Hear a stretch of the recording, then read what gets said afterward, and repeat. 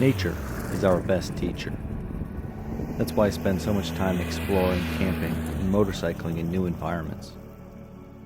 So as I explore the desert on a motorcycle, exposed to the sun and dryness, I look for lessons, wisdom, answers, truth. What can nature teach me in the desert? The desert is extraterrestrial, almost. Transported to the bottom of the ocean, yet somebody's pulled the plug, allowing the water and life to drain out. All that is left is sand and empty space. It's hard to believe that a place like this could have been so full of life at one time. There's an emptiness to it, and it feels never-ending. But not only is it vast in space, but it's also vast in time. Contemplating its geological history and formation is dizzying. Slow changes over millions and millions of years have transformed it from an ocean into a lake, and now into a barren vacuum. Its personality is two-faced. The sun beats down during the day, robs any life of its moisture. Each breath in, dust and dryness.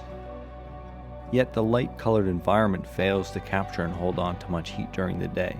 So, at night, as soon as the sky transforms into a purple haze, a coldness washes over the landscape.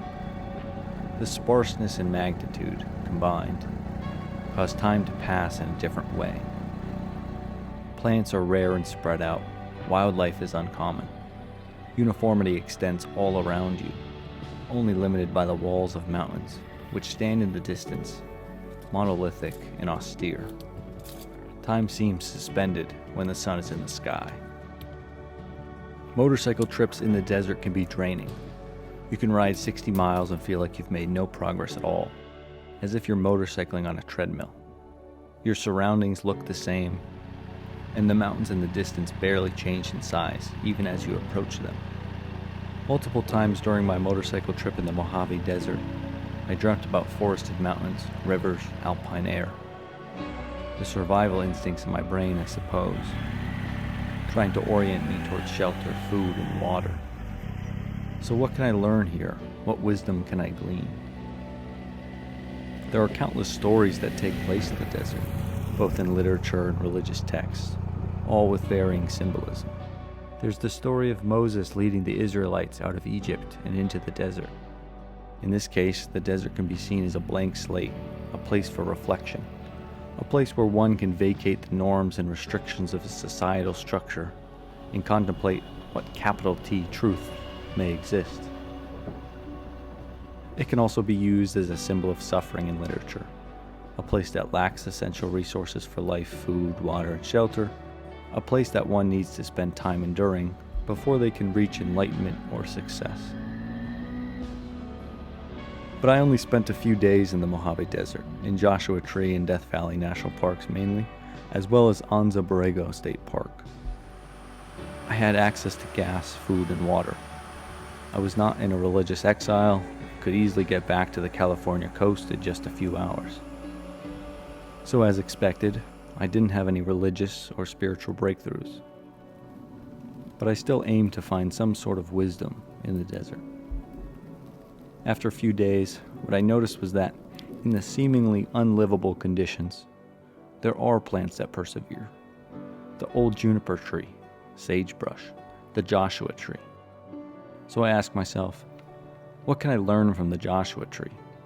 A tree that not only exists in the desert, but thrives in it. First, on the whole, adaptability. There are two quotes that come to mind. The first, from Heraclitus, change is the only constant. And the second, from Professor Leon Megginson, summarizing Darwin's work in The Origin of Species, it is not the most intellectual or strongest species that survive, but the species that is able to adapt and adjust to the changing environment in which it finds itself. The second lesson from the Joshua tree is that the Joshua tree relies on its foundation, its root system, which extends up to 36 feet beneath the ground, a place where it can store moisture away from the desert's sun. Foundation is key. The parts of yourself that you work to improve that nobody else sees. The time spent educating yourself, the time spent training, the values that you keep. It is not all about what everybody sees above the soil. It is the strong foundation of roots beneath it.